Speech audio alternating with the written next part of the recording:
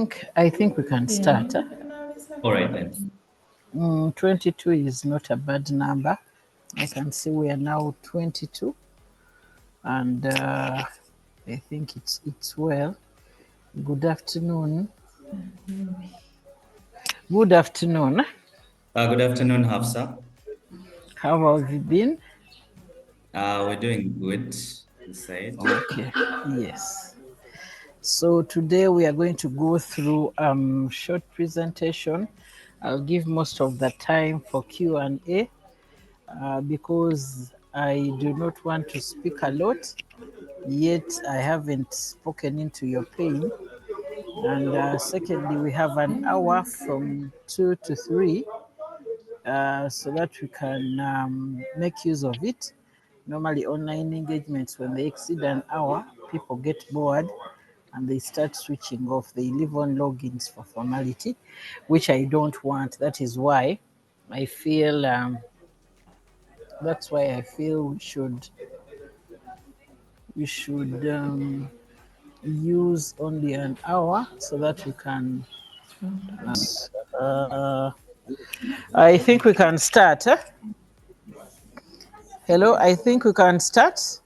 Yes, please go ahead. We are basically going to look into the insights of how we can best manage our businesses moving forward.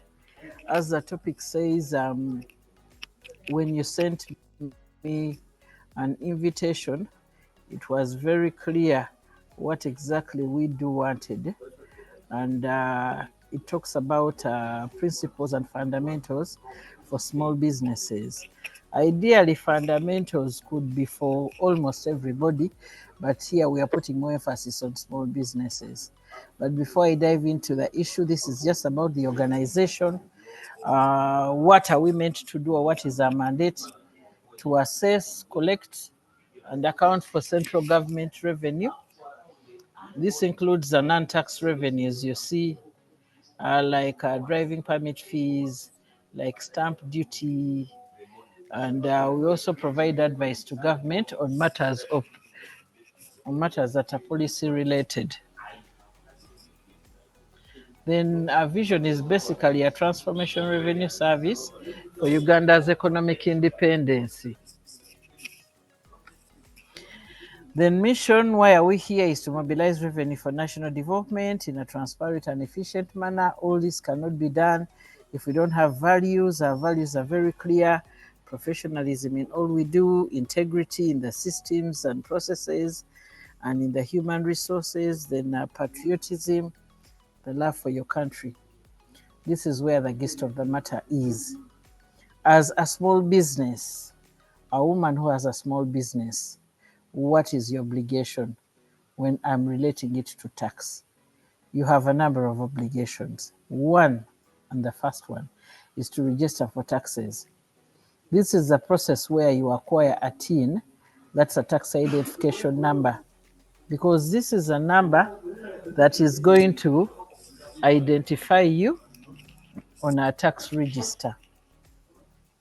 Then, and by the way, the TIN is not shared. In case you have a colleague or a brother or a sister or a daughter, kindly don't share a TIN, because we expect everybody who is in business to apply for their TIN, because we issue the TIN for free. Then what is your journey after getting a TIN? What do we expect you to do? Kindly keep records, and these are business records. Keep proper business records. If you have purchases that you do, kindly keep the purchases records clear. If they are business expenses, kindly, as the expense, keep those receipts of those who you pay. If they are sales, kindly indicate in a sales day book how much you have been able to sell, because this will inform the third obligation, is to file timely returns. And when I talk about a return, this is a picture that you paint to the organization or to URA, and this is how I fared in a given month, in a given week, in a given year, or in a given 6 months, which is half a year. Why we do this is we want to rely on yourself. If you're the owner of the business and you manage this business on a daily, Why should I think for you? The first option we do is to give you a chance to paint that picture to us. You know how much you've sold, you know how much you've purchased, how much you've expensed in a given year. Kindly paint that picture and we see how we can manage you moving forward. Because in businesses, especially small businesses, if one cannot make a turnover or total sales in a given year of 10 million and above, you do not pay income tax. But you remain with the obligation to file because a return is an information document. Then after giving me this return, in the event that the amounts that need to be paid, we expect you to pay them within the stipulated time. Because failure to pay tax in time, these outstanding amounts are going to pick interest. So this is where the whole game starts. When you get it wrong here, you will get it wrong throughout your journey. And at the end of the day, you will find estimated assessments, default assessments that we send you, and definitely you'll wonder why they are that big. Because we are estimating you using an average of an industry, what we call industrial average. We look at other players in the market who are more or less in the same industry as you. When they have filed, we can sample given returns and we get a baseline of what to start with as income for yourself. So when I talk about in registration, what do I want you to understand? I want you to know that it is as easy as possible to get a tin. We have an individual who is like me and you, because normally our SMEs start when they are on individual basis. As this business grows, maybe that is when you can say, I'm going to partner with a fellow woman, or I'm partnering with somebody, or even at times you even do the incorporation and it becomes a company limited by shares. But when I'm an individual, what do I need? If you have a national ID, that one can work single-handedly. And now our TIN application is very simple because we have the instant TIN. At the onset, when you do apply for a TIN, eventually we approve within those minutes as you apply and submit. It's just a single form application. When you submit within a few seconds, the TIN will display on the screen, and that is how fast we have managed to put our systems. But failure to have a national ID, that means that we have a variety. We don't limit you. You can have a valid passport, a valid driver's license, a valid NSSF card, a valid employment ID, a valid bank statement for the last 3 consecutive months and verified by the bank. Then a work permit in case you need one for those who are not citizens of the partner state, say the East African partner states under the East African Community Customs Act Management Arrangement. So all these identifications I've mentioned, you can just get any 2 of them in the event that you don't have a national ID. You'll be good to go once you visit our portal on www.ura.go.ug. When you're operating as a sole proprietor, because normally our businesses start small, once you get a TIN, we definitely, before getting a TIN, you register the business name from Uganda Registration Services Bureau. We on assumption that it has given you a certificate of registration and maybe a statement of particulars talking about your business.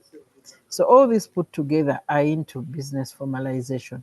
You formalize the name, you're formalizing your business in the tax bit of it.